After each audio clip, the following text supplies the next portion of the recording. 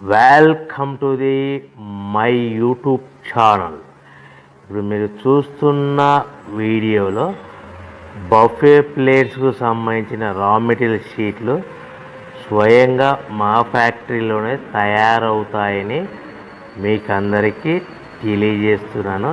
ఎవరైతే పేపర్ ప్లేట్కు సంబంధించిన కొత్త మిషన్లు మా దగ్గర కొంటారో వారికి మాత్రమే రా మెటీరియల్ సదుపాయం కలదని మీకు అందరికీ తెలియజేస్తున్నాను. మా దగ్గర 2 రకాల బఫే ప్లేట్ రా మెటీరియల్ షీట్లు అందుబాటులో కలవు.